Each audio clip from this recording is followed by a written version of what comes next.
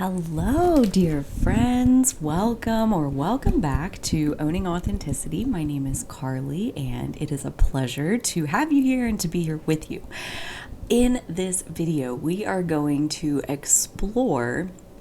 swim around in some Pluto and Aquarius vibes. Okay, I was really taken with it this morning. This week that I'm recording this, like this right here is January 15th, 2024. This week is Pluto's second ingress or entry into the sign of Aquarius. We did have a couple of months in 2023 where like March to June-ish, 2023, where Pluto was in Aquarius and stationed retrograde and backed its way back up into Capricorn. And now at the end of this week and on into next week, we have Pluto entering the sign of Aquarius for the second time in like 250 years, right? Like Pluto takes a long time, 250 years to go around the zodiac. And that reminds me, I do have a video. I linked it in the description. I'll also put a card up here if I remember, for a Pluto overview that I have, that like I won't be doing such an in-depth look at like the Pluto archetype all by itself, but you can totally check out this other video if you would like that, to better understand kind of the good and the bad, you know, the light and the shadow of this planetary archetype. Like they all have their good aspects and why we appreciate them, and they have their rougher aspects and like what is challenging about that archetype. And Pluto as an archetype is related to transformation.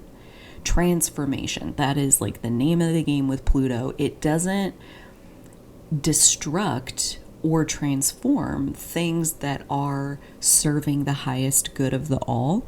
Pluto's job, the Lord of the underworld, is to destroy anything that is impeding the highest good of the all, or is standing in the way of the highest good of the all being served.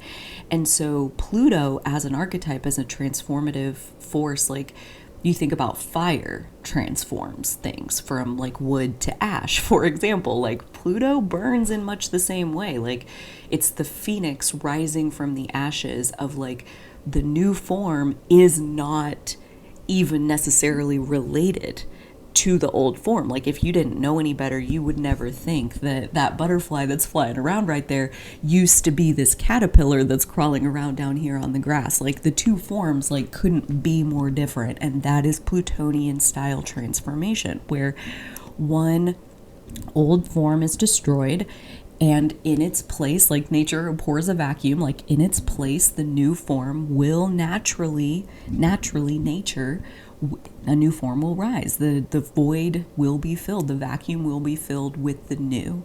And so Pluto is the part of our psyche. It's the part of our personal energy that is willing to see something come to an end, because we understand that, you know, like what's coming next is better, and that it's worth it. The ending is worth it, right? And so like you think about, you know, one of the hardest things that I've ever done, and this was pretty much right when Pluto was sitting on my midheaven, one of the hardest things I've ever done was leave the state where I was born and raised and like pretty much never left my entire life. I left after college and moved to Texas from Kansas, and did that all by myself, left behind like the first real friends I had ever made in grad school, and left them all behind and moved to a place where I knew no one, and took a job and built a life from scratch. Like that is like by far the biggest transformation I have really ever gone through.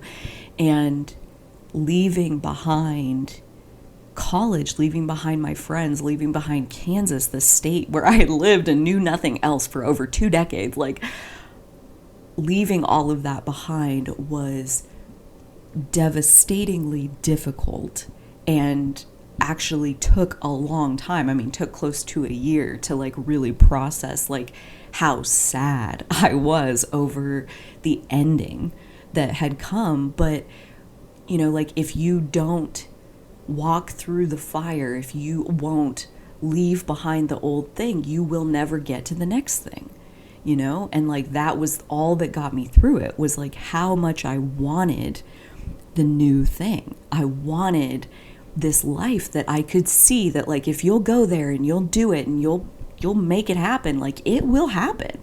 And it did, you know, and I needed to prove that to myself. And so that was kind of what I kept. And so that's why I say like my midheaven is in Capricorn, and Pluto being on my midheaven in Capricorn, like I had this vision of the new thing that was very much driving me through the pain of the transformation, of walking through the fire, of taking my old life in Manhattan, Kansas, and throwing it in the fire, not really knowing for sure like what's gonna rise from those ashes, and just having to kind of wait and see. So like Pluto can be a little rough on us, and we're talking about Pluto switching signs after, 15 years in Capricorn. Now we're going to have 20 years of Pluto in Aquarius. I'll say just a little note on Pluto's elliptical orbit, meaning it's shaped more like an oval than a circle. And what that does is that Pluto's going to spend a lot longer in some signs than in other signs. For example, in Scorpio, Pluto will only spend about 9 years. And in Taurus, Pluto spends 30 years. So, and you think about that, like just for fun, because what else are we doing here?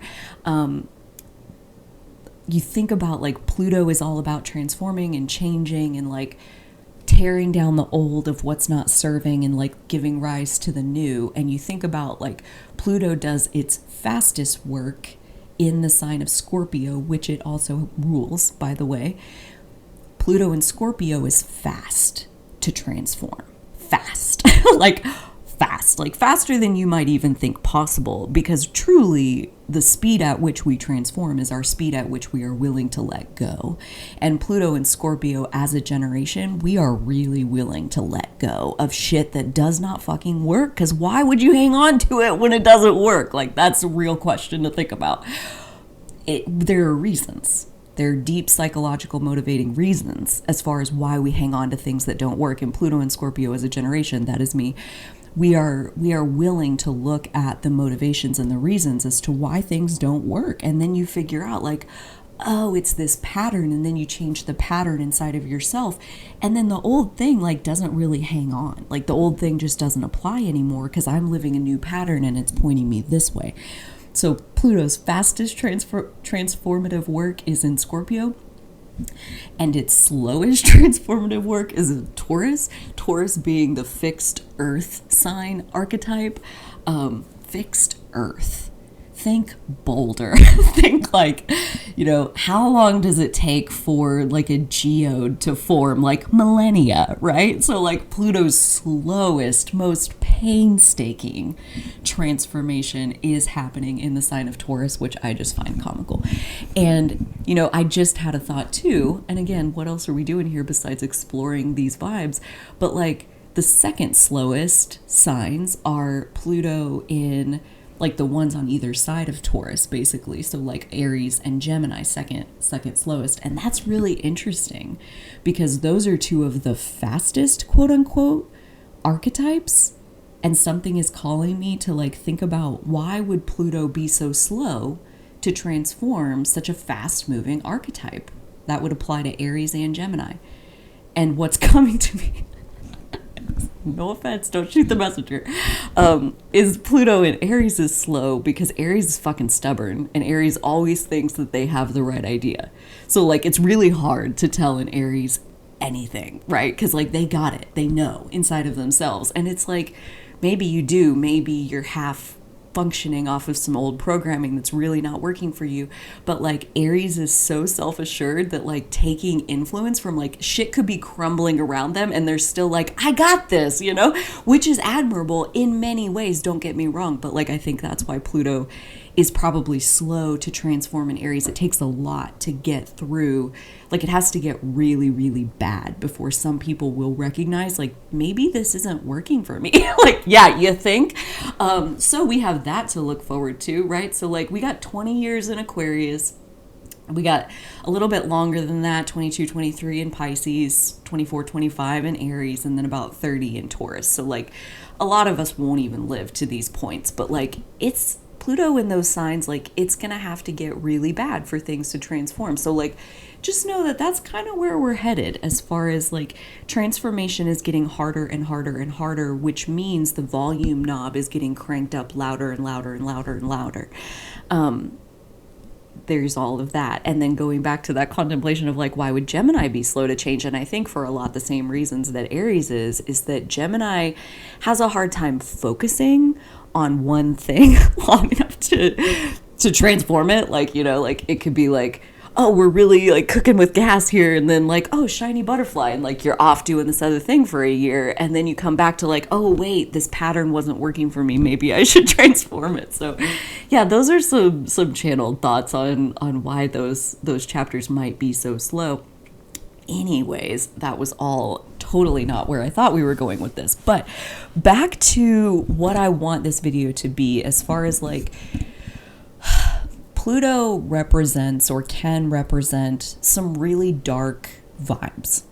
And if you've spent any time in the owning authenticity sphere, you know that we do a lot of shadow work in these spaces, and bringing our inner light of divinity that is always with us, bringing it into these dark spaces and letting the illumination happen and seeing what's in there and how does it serve. Because a big part of my own personal foundation of my beliefs is that everything in the 3D serves. Every single thing. So that includes shadows, that includes devastating loss and breathtaking grief. Like, these things, dark as they may be, they serve a purpose. And so because I believe that, it lets me take my light into, how is this helping me? You know, why is this happening for me? These are going to be very important questions as we go forward, because it's only going to get, like I said, like, the volume of transformation is going to be turned up. And what does that translate to? The 3D is getting darker and darker and darker and darker and darker and darker and darker and darker and darker, like, forever. Okay, like, that isn't scheduled to change right now, unless a bunch of people make it happen. You know, like, how do you light up the darkness? Like, me and my light, like, here I am in my attempts at, like, lighting up the darkness. Like, here's me bringing my divine light and creating this space of light that anybody can find their way into, and I believe are finding their way into in divine timing. And so here I am doing this, and you think about, like, kind of one of those you know, when they take a photograph from space of planet Earth, and there are places that are really, really, really bright, and there are places where it's, like, almost completely dark, and all that you need to brighten up a spot on the map is enough lights, you know? And, like, if there's enough lights shining, then it's a really bright spot. And so the whole, like, the 3D is getting darker and darker and darker and darker, that's just the old muscle memory of, like, what's going to have to play out. But, like, Pluto entering Aquarius is really bringing us into an era where there is a decentralization of power, where Pluto and Capricorn really broke down the old structures, old outdated structures of power that were impeding the highest good of the all being served. These systems that, like, don't give a fuck about the individual. They're, like, only profit-based. They're like money machines. Yeah, those are broken and breaking. Like, that is one of the biggest things. Like, if there's any system that is harvesting power out of humanity, it will have to crumble. And so much of our current reality is like that. So much of our current reality is harvesting power from us so that somebody else can make money off of it. It's just as gross as it sounds if you're feeling a little bit disgusted. Like, yeah, that's what's going on in 3D reality, until somebody comes along and makes it different. somebody rebels against like this status quo, not working for me. You know, like I don't want to live like that. I don't want to be harvested for the energy that my human is. Okay, I want to own that energy. Hello. And I want to spend it. I want to invest it and create with it things that will serve the highest good of the all. Things that feel in alignment with my divinity, that feel in alignment with my soul, that feel in alignment with what my heart wants to be doing, what my inner child like straight up wants to be doing. Like I want to play. I want to live a life of play. And just so we're clear, this right here, right now is me playing. Okay, making a video about the vibes of Pluto and Aquarius. Like this is my play. This is my inner child getting to nerd the out, and it is delicious. It is just as delicious as it may appear. And this is Pluto and Aquarius. This is what's coming. This empowerment of the individual. What do you want? You know, like your power, that shit belongs to you. And you get to spend it on whatever you want.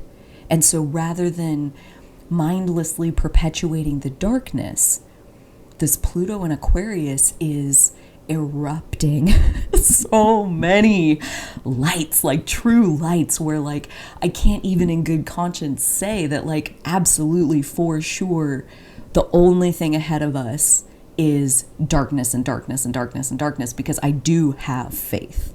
I do have hope in humanity, in the individual. I have let me clarify this just because, oh God, that's yummy.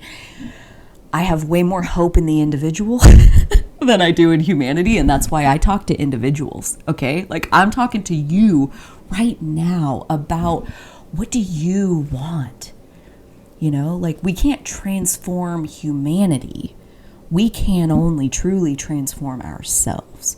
And that is Pluto and Aquarius, of like this radical awakening of the divine authenticity of the individual on an individual level. Little lights popping off all over the map. Can you see it?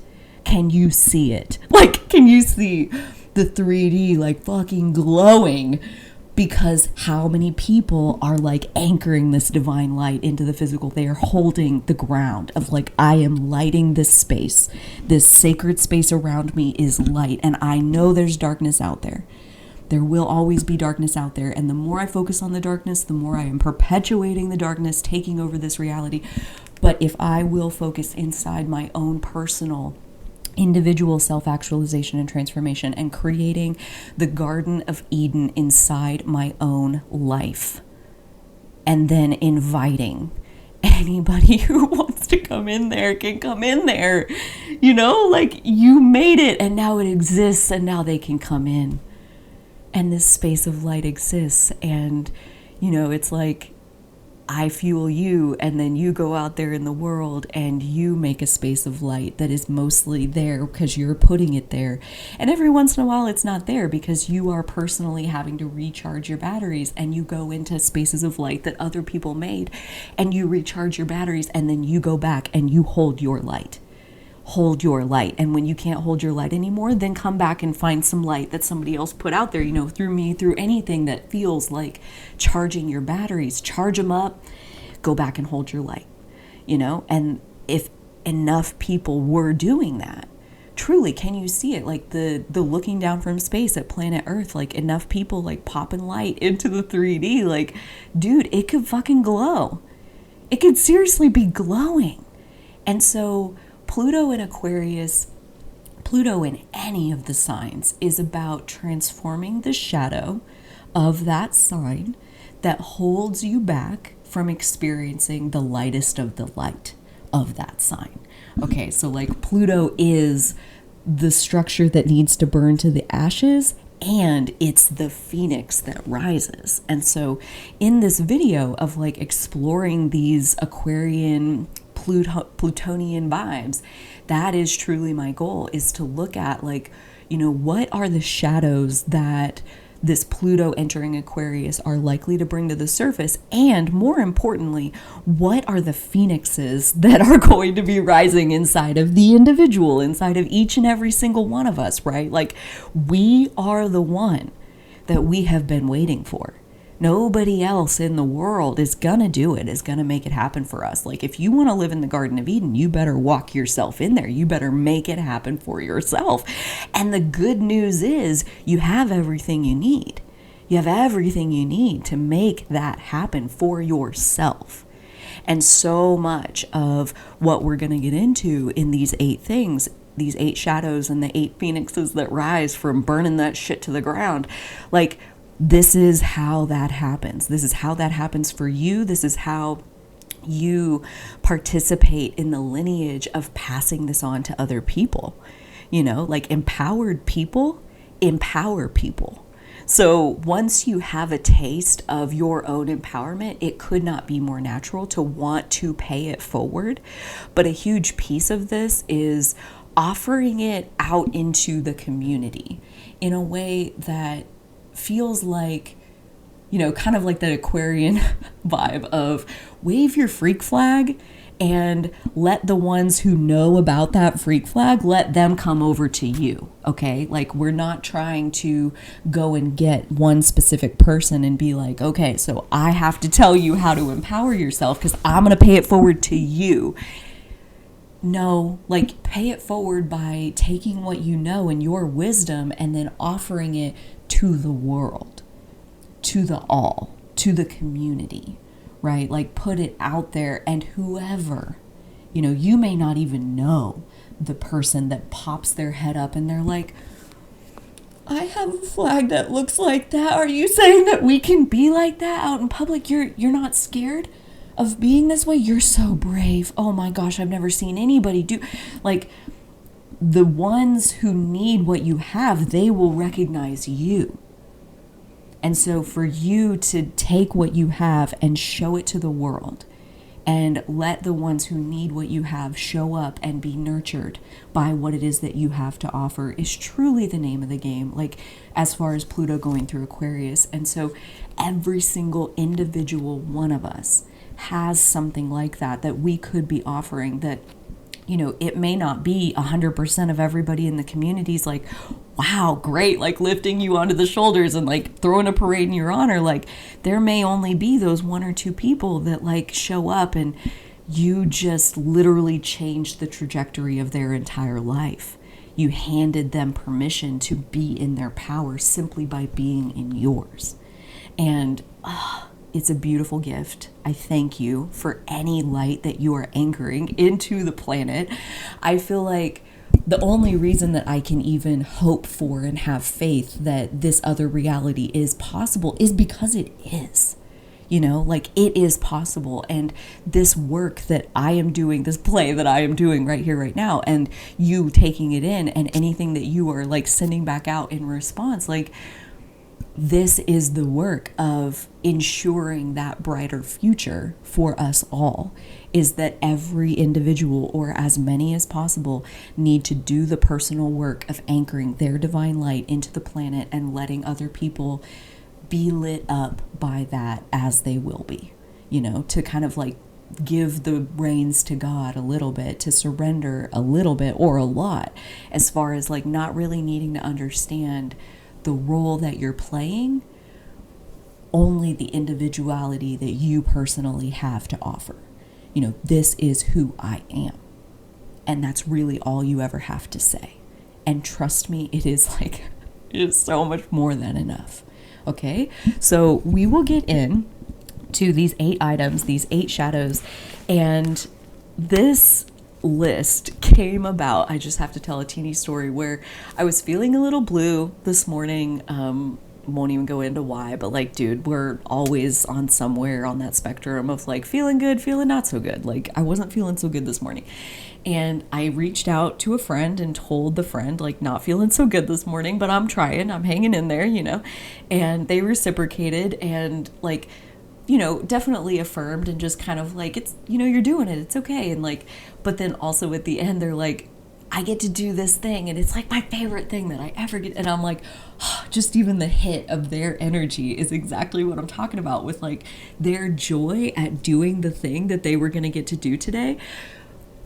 I don't even like the thing that they were going to get to do today. I don't care about that. But the joy that they were in, I instantly was like, what's my favorite thing? I want to do my favorite thing today. And so I started thinking, like, what would be really, really, really fun for me to get to do today? Making this list of like the 8 transformations of Pluto in Aquarius and exploring those vibes at length, because why the hell not? And coming up with like what even is on the list and then channeling around it. Oh my God, like seriously, that sounded like the most yummy, mouth-watering, delicious activity that I could possibly think of. My inner child was all lit the fuck up, and so that list just like literally like 2 minutes, like pour it out of me. And I did get some help from Astrology for the Soul by Jan Spiller. You know, I reference this all the time. If you don't have a copy, I can't recommend it enough. Such a beautiful evolutionary, like growth mindset type perspective. And so what I did was I looked at the Leo North Node chapter for like the tendencies to leave behind, which would represent the Aquarius shadow of like, where do you just kind of like take Aquarius energy way too far, aka where does Aquarius energy get in its own way? And so I read each shadow that was on the list, like each tendency to leave behind, and I transformed it. I did the Pluto magic, like the alchemy of transformation on that shadow to reach for, you know, if this was going to transform into the lightest of the light of Aquarius archetype energy, what would this look like in practice, and how would it serve the highest good of the all, right? Pluto's mission, that it is unwavering, relentlessly focused on its mission of serving the highest good of the all. So how will transforming each of these shadows on the list of tendencies to leave behind, how will it give way to this empowerment, to this brighter future? And so that is what these 8 things are. And without further ado, let's dive into number 1, which is outgrowing peer pressure. Outgrowing peer pressure. Imagine having 0 peer pressure in your world and what that would look like. You know, like what even is peer pressure? That comparison between your individual and their individual, you know, and the comparison, the pressure that it puts on us to conform, to be like. Imagine, like, what would your world be like if there was no comparison between you and anybody else? You are you. They are not you. You are not them. They are not meant to be like you. You are not meant to be like them. Empowering the individual. The most beautiful, this is like one of my favorite ones on this whole list, like the most beautiful outcome of this Pluto and Aquarius. And you think about like the babies that are going to be born during Pluto and Aquarius, and like their little souls are going to like carry this on for the rest of their lives, this like empowering the individual. Like no peer pressure, no keeping up with the Joneses, fuck that shit. You are you. You are inside of your thread of evolution. You are bringing forth your own thread of divinity. Your individuality is exactly divinely intended. So 20 years from now, when we look back at like what was Pluto and Aquarius, I think we will see that we are a society much less interested in comparison. And as far as like, you know, Pluto and Aquarius, Pluto entering the sign, it will first bring to the surface these shadows. So I think we are about to see with Pluto entering Aquarius an epidemic of the fucking misery that comes out of comparing yourself to other people. It hurts to think I should be like that. No, you shouldn't. You are you. You should be like you. You should listen inside of yourself for the beat of your drum. And then you should channel that into the world, because that is the frequency you came here to express. Outgrowing peer pressure. And any of us who may feel like we have even a little bit of a handle on that, as far as like, how do you be comfortable not comparing yourself to other people? How do you have faith in yourself? I feel like we have like a moral obligation to teach the others, to help the others figure out, stop comparing yourself. There's nobody in this world that can show you how to be you. That shit is only inside. The answers you seek are waiting for you inside your own heart, inside your own connection to the divine. Like, that is where every ounce of like how to be in this world and how to make it as good as it can be, like every bit of it's going to come through you from inside of you. So helping the others, I love the analogy of like, before the school bus can move forward, everybody has to have their seatbelt on. So if you know how to put your seatbelt on and you see somebody struggling with it, or if you feel yourself still kind of struggling with it, but sometimes you're clear and then you struggle with it some more and then sometimes you're clear, that's pretty much where I would put myself. I see it as like, I milk the momentum when I am clear. I get on a video, I talk to you guys, I put it out there, I put my clarity out there. And then when I struggle, typically I'm taking that to my members only side. So if you're interested in diving a little bit more into the shadow work side of things, into how the sausage gets made, that a little bit harder, harsher, darker, unknown is what's on the leading edge. Those members only videos, that's what's in there. And dude, like the reactions that I'm getting to those, like I won't be slowing down anytime soon, experimenting with how to be in my most authentic self. That is truly what my life experiment has turned into, is how to be my authentic self in a world that literally does not want that from you. They want you to plug yourself back into the matrix and get your power harvested. Like, please and thank you. Appreciate all your support. So to be in charge of yourself and not comparing yourself to others is a place where I think in 20 years, way more people are going to live. But in the early stages of Pluto and Aquarius, that's going to be one of the hardest parts, are the people who are still caught up in comparing themselves to others and trying to look good to others. It's going to fail hard as far as like your own self-esteem. Like it's going to be hard on your self-esteem if you're trying to get any amount of validation from the community around you by like fitting in. That is what is breaking apart with this Pluto and Aquarius. We're outgrowing peer pressure, which at the end of the day is a really beautiful thing. So, with Pluto and with those hard transformations, that's why I want to give us like this future vision to look at. And like, this is why we're going through the growing pains, so that we can live in a world where peer pressure doesn't exist. But first we have to grow out of it. Number 2 is healthy detachment of ego.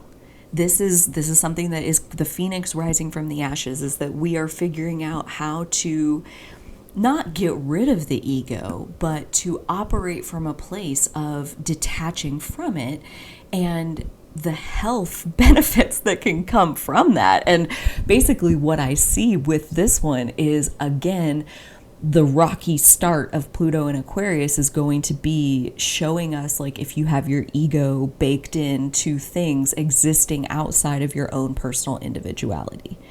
And if you do, then chances are, like, not that that's going to be like ripped away from you, but that when our ego is tied up in like what we do, for example, like, I'm a doctor, I'm a lawyer, like whatever, like that's your identity. Like imagine getting laid off, like having that thing like ripped away from you. And it's like, now what's your identity? Because your identity isn't lawyer, doctor, consultant, like cashier. I mean, that's just not your identity. Your identity is your divinity, right? And that is ultimately where Pluto and Aquarius is trying to bring us home to, is housing our identity inside of that electricity from source that is all our own, and that power of our human that is all our own, and to identify with that electricity. And that electricity is not our ego, and that is what sets us up to, I think, be able to do really big things, to be able to kind of really push against the status quo and to go through these growing pains, because we understand that this isn't about us. You know, putting yourself on video might be hard, or recording yourself on audio might be hard, or looking at yourself and healing your shadows, it might be hard, but it truly, yes, it is for you, and you get to feel better. You get to craft the Garden of Eden in your world.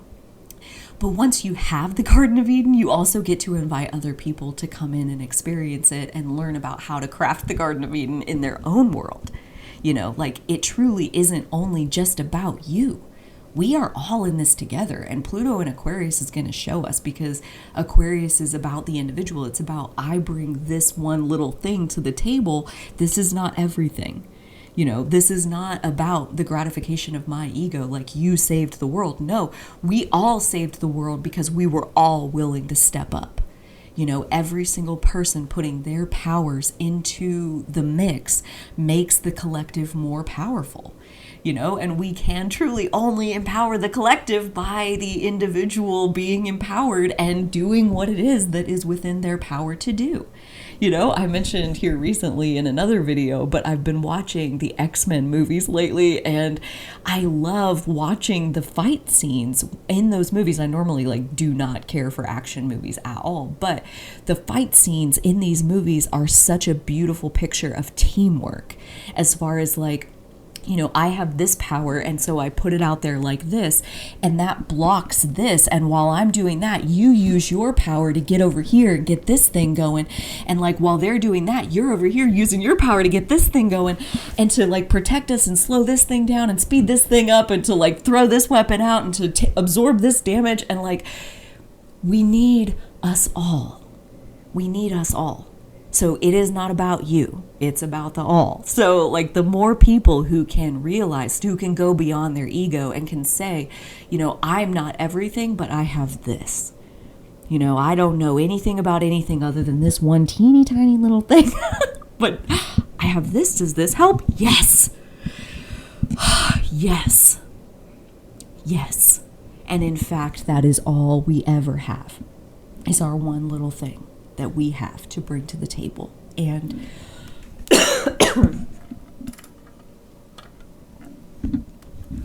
really, truly, what is that one little thing? You know, it's worthwhile asking yourself that, what is that one little thing? And I would put it out there that it's our time. That's what we have. That's what I have to give, is my time. My presence. You know, the life that I have lived that has led me to be the person that I am today, and where I choose to put myself and for how long. You know, and today the funnest thing that I could think to do was to think up and make this video. And I just love that. You know, I truly love who I am. And that is one of these things with Pluto and Aquarius, 20 years from now, so many, the explosion of people who are living in a world that they created, where they are able to, in full heart, say, I love myself. I love what I offer. You know, I love the frequency of my being. It's fucking badass. It's so oh God, it's perfect. It's literally perfect. And I can say that because that is the Aquarian vibe of if I wanted a different frequency, I would have chosen a different frequency. You know, I picked this one because I freaking love it. And no wonder I love it. I chose this one, you know? And I believe our frequency is really just a collaboration of all of our energy. Our natal chart is one example of looking at our divine design, which reminds me, I definitely, I'll put it on the screen here so I don't have to hold it up, but to prep for this and Aquarius and kind of get in the Aquarius part of the vibes, I used this page from the Whole Soul, the guided tour to your divine design, the natal chart edition, book 1, 12 zodiac archetypes. What are the lights and shadows, the gifts and shadows of each of these 12 zodiac archetypes. And so I reviewed my Aquarius page from this book. You can find this in the Etsy shop, by the way. But I reviewed the Aquarius gifts and the shadows to kind of like put all of this together as far as, right, like in the early stages, what are the shadows being pushed to the surface? And part of it is this having our ego in places it doesn't belong. And it will hurt. It will hurt when you get caught in a place where your ego shouldn't be there, but it is. And then there's a breaking apart, right? A burning to the ground, a burning to ash of your old identity that forces a new identity to be birthed. And I wish you self-care in the midst of that process and holding yourself gently in the midst of that process, because I have a feeling a lot of us over and over and over again are going to go through many ego deaths that help us to situate our identity as close to our divinity as freaking possible. So number 2, healthy detachment of ego. Like, imagine how much smoother the ride is when you don't give a fuck like what other people think about what you're doing. Like, that's essentially the benefit of like your ego is inside of you. It's in the core of your being. It's not out there where other people can damage it. Again, like, imagine if only. So as we go through the hard part, please just hopefully look ahead at like what are the new beautiful things being birthed from these transformations. Number 3. Number 3. Actually, that's a good time for a break. Let's take a little break. I'll be right back. Okay, so we'll dive back in here with number 3. I'm all ready to go. Is mastering solitude. And one of the bad raps that Aquarius energy can find itself with is that it is aloof. It's like off doing its own thing. And, you know, I would put it out there for you to contemplate, right? Like, everybody gets to come to their own conclusion here. But I would say it's really, really challenging to hear the beat of your own drum and anchor that divinity into the world without a good, big, healthy dose of solitude, you know, like, and so what does that mean as far as mastering solitude? It is making the most of and knowing how to leverage your time in your own individual energy, like how to really dive into your own waters and explore your own underwater caves that, like, dude, like, if you don't explore them, nobody's gonna explore them. And this is like uncharted territory inside of yourself, that in this solitude with Pluto and Aquarius, like, we are meant to really remember why we came. Why was I coming here? What was the frequency I wanted to like ground into the physical? Wait, what is going on here? Like, we wake up from this sleepwalking of like trying to fit in with what everybody else is doing. And we remember who we are and why we came here in the first place, the mission that drove us onto this plane in the first place. And from that, we are able to then use our power, use the power of our human for whatever we want to invest it into. You know, like, the heartbeat of my psyche is for me to find my power and to lube up the track for anybody else who is like trying to get there, you know, like to make it even easier for anybody who can listen to what I'm saying. Maybe makes it just that much easier to find that much more of their power, which means they are able to anchor that much more of their light into the world, you know, like who we are at our core is an extension of the divine. And so when we spend time in solitude, what are we doing? We are spending time with the divine that is us. What a privilege. Hopefully you see it that way. And I think by the end of 20 years of Pluto and Aquarius, there are way more people who are going to be masters of their solitude, which is to say, masterfully listening to the individual authentic creature that they are, you know? So yay, another one. Number 4 is authentic leadership. And I pull in leadership here, especially with Saturn being one of the rulers of Aquarius, Uranus being the other one, but Saturn traditionally ruling Aquarius. And really, like, Saturn ruled 2 signs back in the day, Capricorn and Aquarius. Capricorn much more representing the status quo, and Aquarius representing the urge to rebel against it.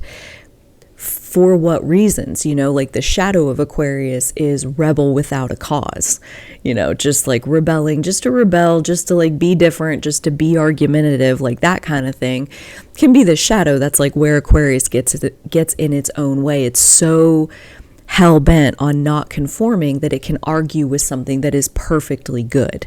And that, you know, rebel without a cause. We're not talking about being tornadoes of destruction for no reason. The gift of Aquarius, though, right, like the flip side of rebel without a cause is rebel with a cause. Again, like healthy detachment from ego and then attachment to what? Your cause. What are you doing this for? Why do you want, you know, why do I want owning authenticity to exist? Why do I show up and press record over and over and over and over? Because I want a library of light to exist. So I made it. You know, there's lots of other ones out there and I visit them frequently. I've found a lot of them and I love recommending other sources of light that you can go to that go way beyond me. That's why I weave so much of that into these videos. And if you've spent time on the channel, you know that there's lots of recommendations of like other places where other people are anchoring their own divinity, and you can see other examples of what that looks like. But I personally am on a mission, and I share this with you here, you know, a solid hour into the video or whatever, as far as like, I don't come at it from this place very often because it's not necessary as far as the actual work that I'm doing, right? Healthy detachment from ego. It's truly not about my mission and like the glory of what it is that I'm doing. It is absolutely about doing it, right? Like authentic leadership, like doing what is within your power to do, to fulfill whatever mission you can feel. And I haven't always had this mission, and my mission as it is has kind of different layers to it that have come through different revelations. And I think Pluto in Aquarius, this empowerment of the individual, is likely to give people way more of these layers of their mission, you know, like coming into contact with another layer of like, what are you here for? The layer, though, that I'm referencing is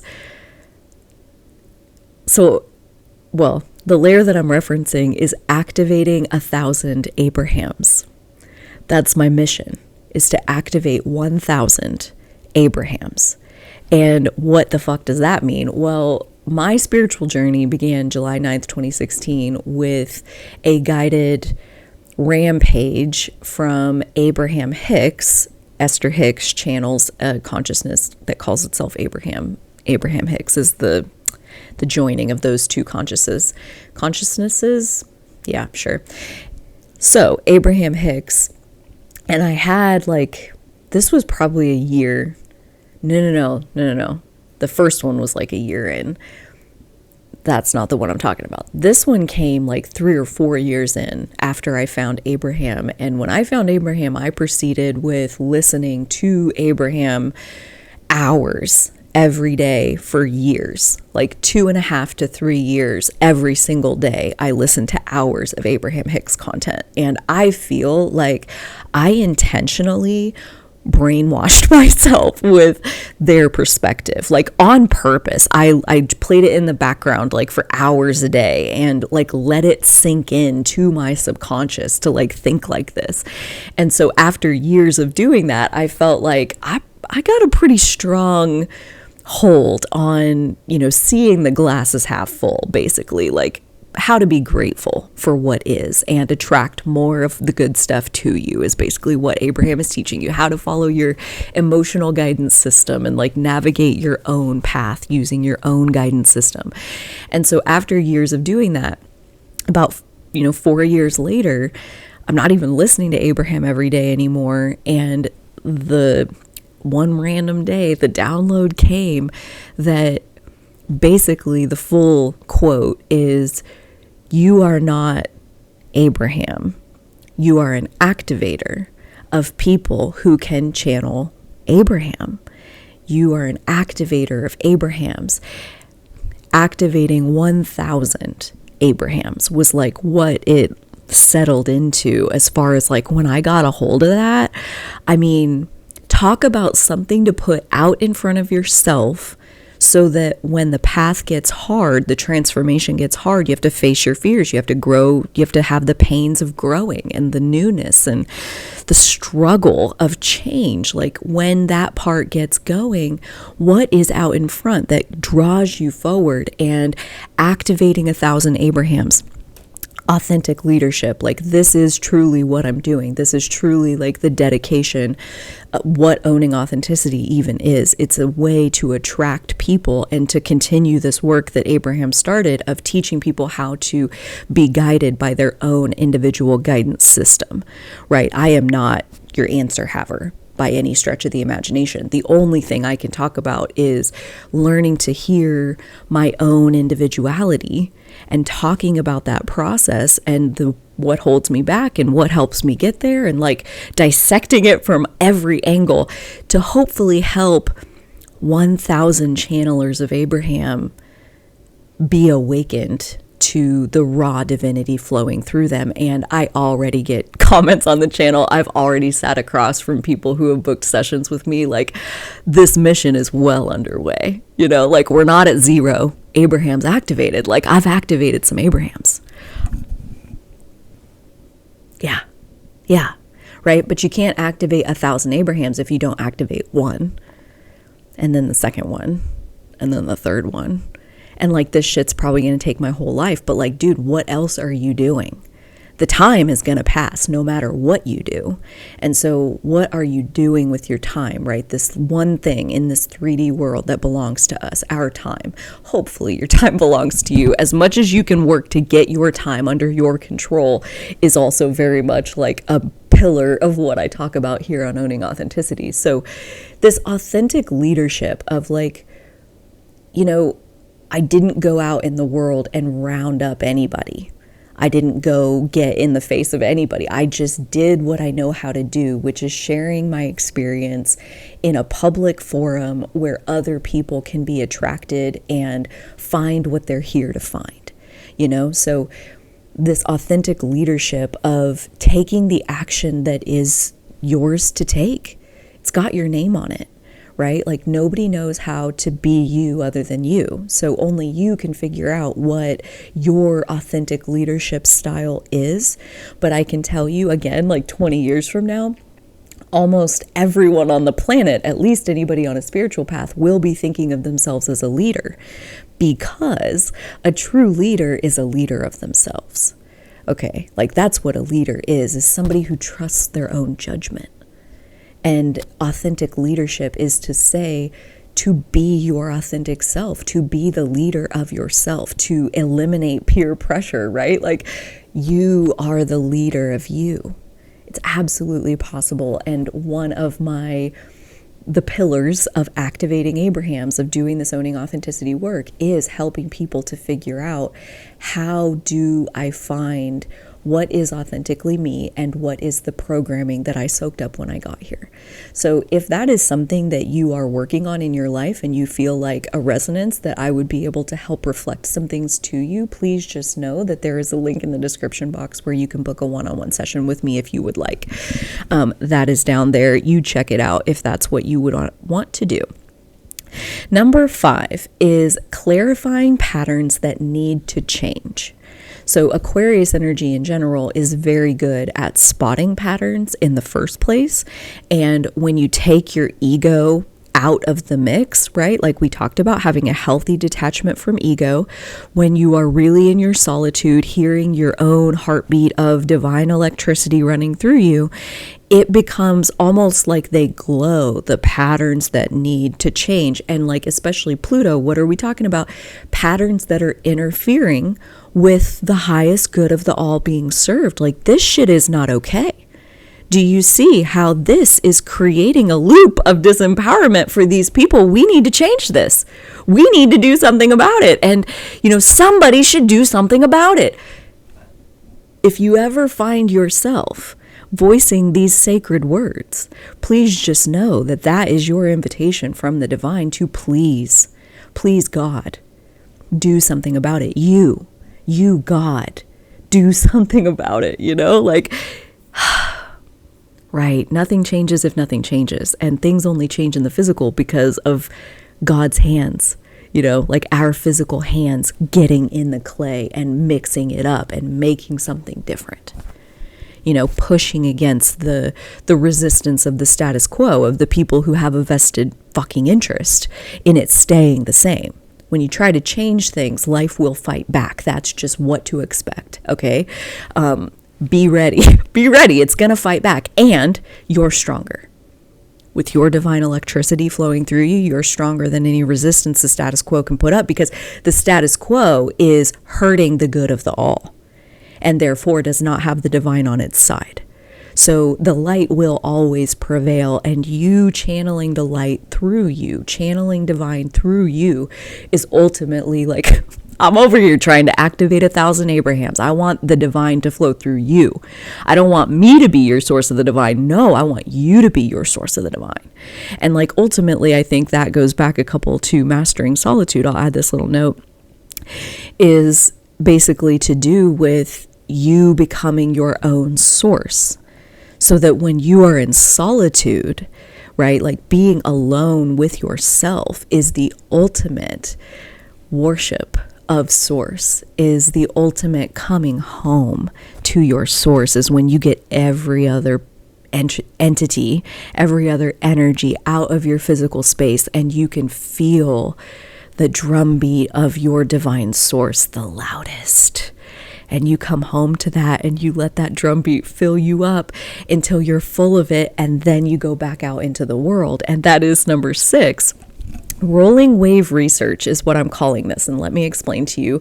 Rolling wave is a concept from project management where it acknowledges that I only know what I know right now, and I'm going to get started. And as I get started on these pieces that I know about right now, I'm going to learn more about what even is down this road, and as I learn more, I'm going to plan out some more. And so as I do more, because now I can plan out this next little bit, I do that part, and then I learn more, so I'm going to plan out the next little bit. So it's the idea that you would never, and that's why this has always stuck out to me. It made so much sense to me. You would never, ever fucking wait until you have all the information to get started, because you will never get started.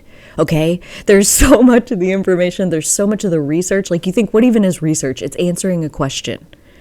That's all research is. And until you are living it, you don't even know what question to fucking ask.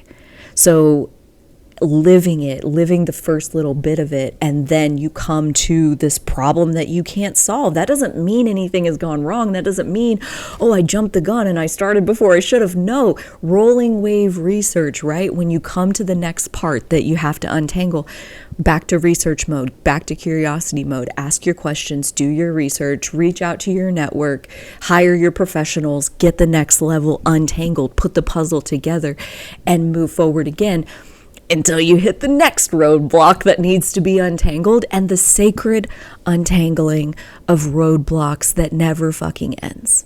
And I don't care how long you wait for all the information, the roadblocks will always be there.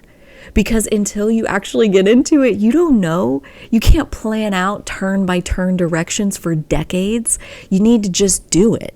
And once you start doing it, then you'll figure out, that's why this is so difficult. And now I have a specific skill that is really difficult. For example, when I very, very, very, very first started playing with making videos, almost instantly I hit a brick wall, that made it impossible to continue making videos, because I would nitpick my appearance on video. I would look at myself and I would start messing with my hair, and I would wonder wait, didn't I wear this shirt in the last video that I recorded 2 weeks ago? And they can't see me in the same shirt for 2 times in a row. And I would just nitpick my appearance. And that's not kind to me. It didn't serve me. It literally made it impossible for me to continue.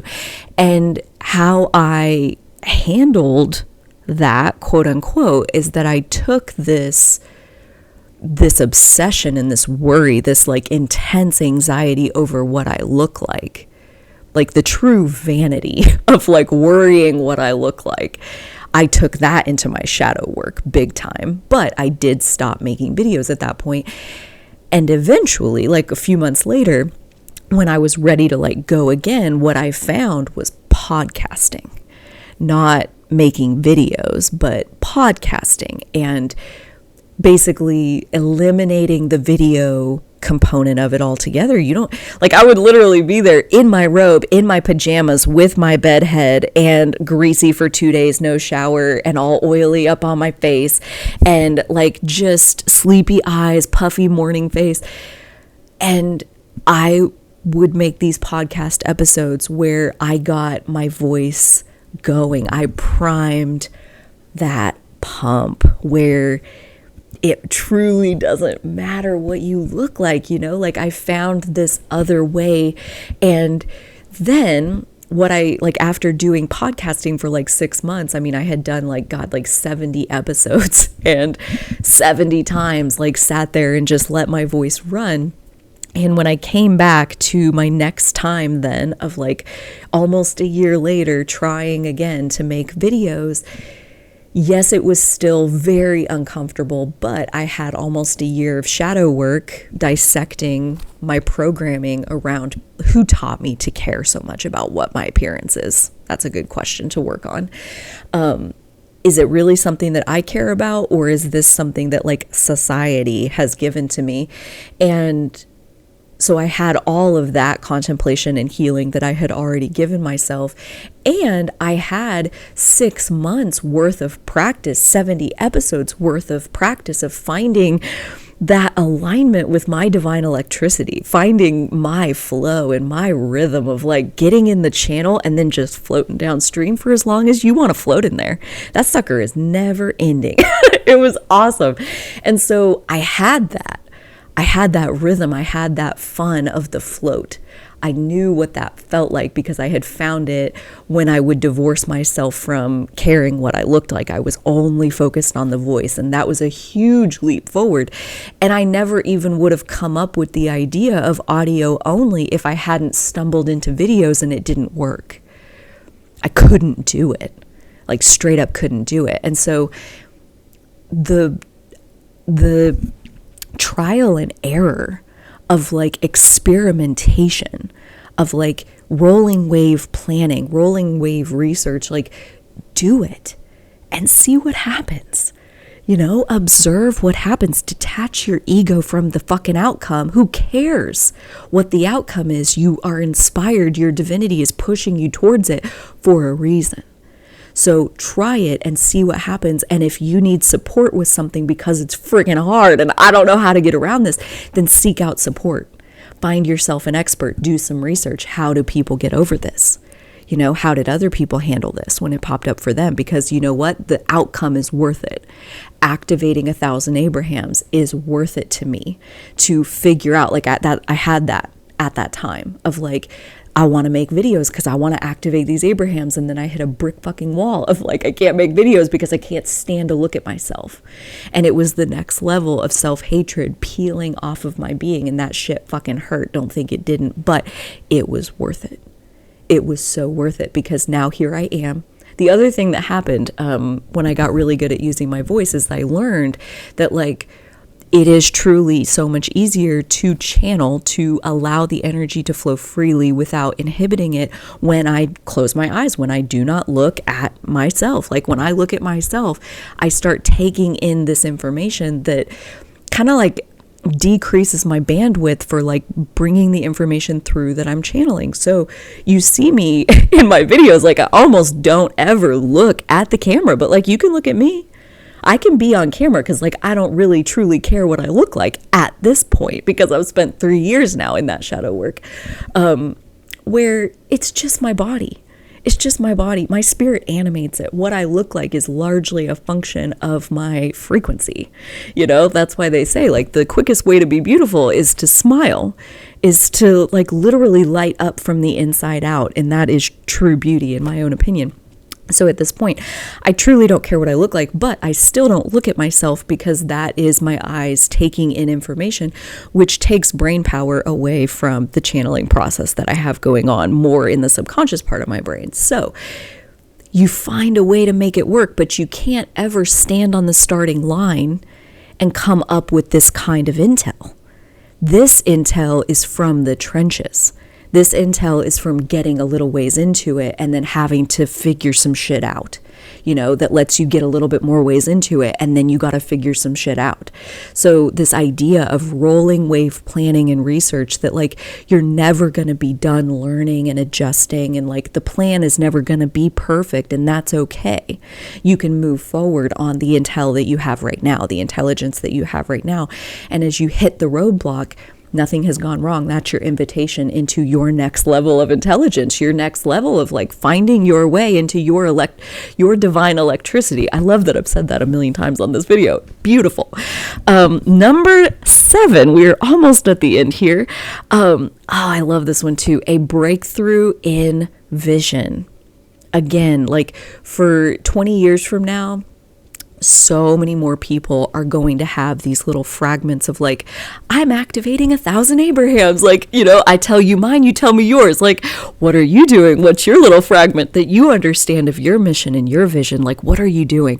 Another layer I'll give you. This was the very first layer of my vision of my life that I was given. This was, like, almost a year into my spiritual journey, early 2017, thereabouts. And I was sitting in my morning time. I was listening to Abraham, journaling, loving life. I had finally figured out how.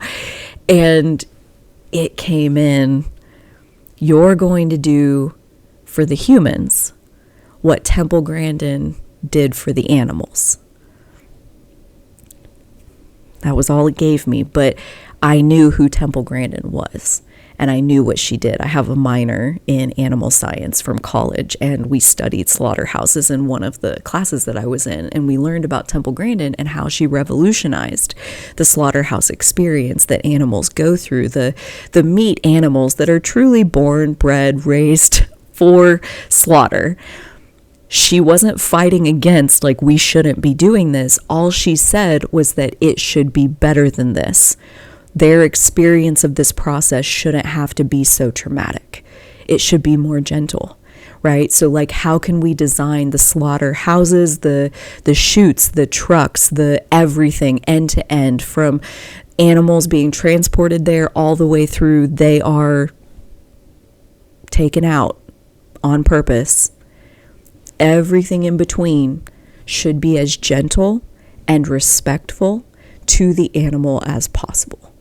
Just because this is her divine electricity of, like, it shouldn't have to be this traumatic. There's an easier, gentler way. And I already knew all of that from college, right? Like 10, 12 years before I got this download. And that download of you're going to do for humans what Temple Grandin did for animals, I have thought about that and thought about that and thought about that and thought about that and thought about that for, 6, 7 years now. And I see it. Like, I am a gentle soul. I'm a safe place. I am a place where, your wholeness is accepted. That you don't have to squeeze yourself so painfully into what is socially acceptable, not for my benefit. And, like, this is a gift that I'm here to give to every single person I ever come into contact with. But on a larger scale, by the time I'm done on this planet, I am here to do for the humans what Temple Grandin did for the animals. I'm here to illuminate a gentler way to be in relationship on this planet, to be alive on this planet. It doesn't have to be so hard. It is, but it doesn't have to be. And that work has motivated me so many times. So this breakthrough in vision that you see, why are you here? Why are you here? What are the fragments? What are the layers of your vision? You know, at this point, like you think about that trajectory of the first layer I got was you're here to do for the humans what Temple Grandin did for the animals. And I had that for 3 years thereabouts before the second layer came in. And the second layer is activating 1,000 Abrahams. And I got there, again, this is rolling wave planning. I got there because I was like, you know what, this job of doing for the humans what Temple Grandin did for the animals, that's a big freaking job.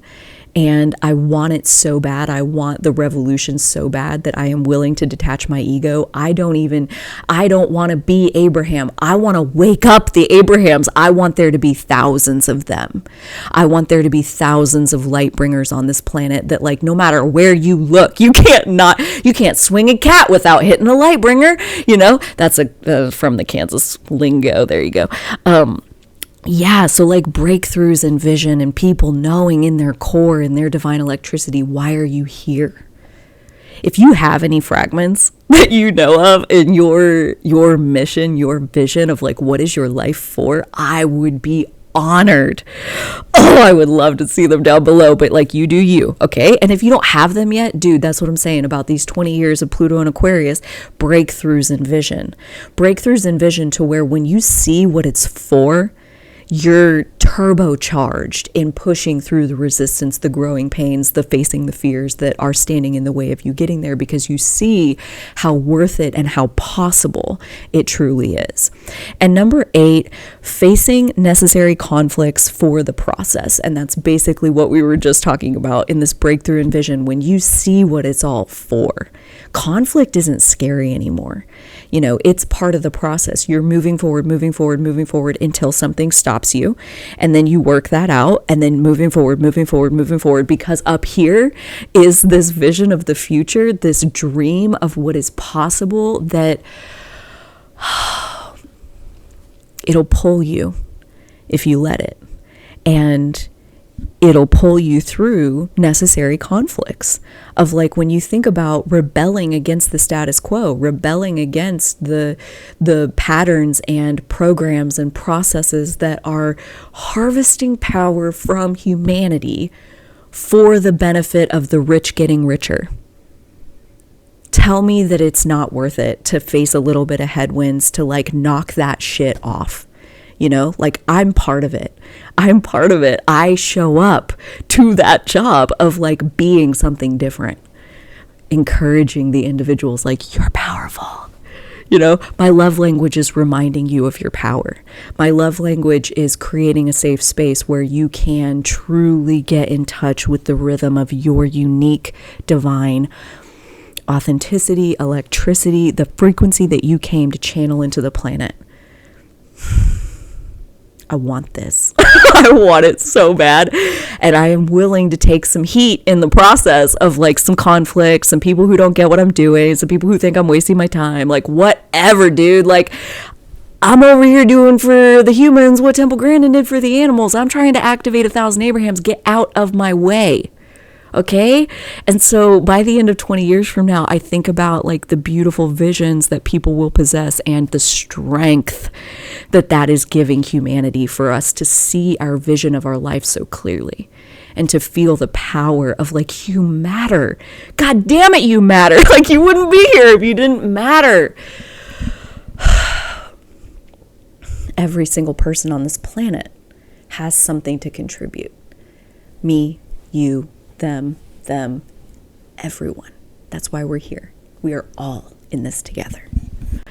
Dear friends, thank you so much for joining me. This has literally been my inner child playtime. I have loved it. Literally nowhere else in the world that I would rather be. If you have liked it, take a second, like the video, subscribe to the channel if you haven't already. You can also click join below this video to check out the additional spaces that I have on the channel that are members only. There's the leading edge where I publish videos that are the leading edge of my own authenticity and vulnerability. I work through a lot in that space that then filters into the beauty that I'm able to offer here in the public videos. There's also the sacred circles where we are meeting 2 times per month as a group on Zoom to connect with the lunar cycle, the eternal evolution of our beings in this 3D time and space. And we are doing it as a community. We are each bringing whatever is within us. The wholeness of ourselves is accepted in these spaces, and it is my honor to create them. So if you are interested in the sacred circles, again, the join button below the video. Pick the Sacred Circle experience. That gets you the Zooms and the leading edge videos. Can't beat it. Really good deal if you ask me. So I think that's it. Until next time, I do hope that you will take such good care of the beautiful, precious extension of source energy that you are. And so will I.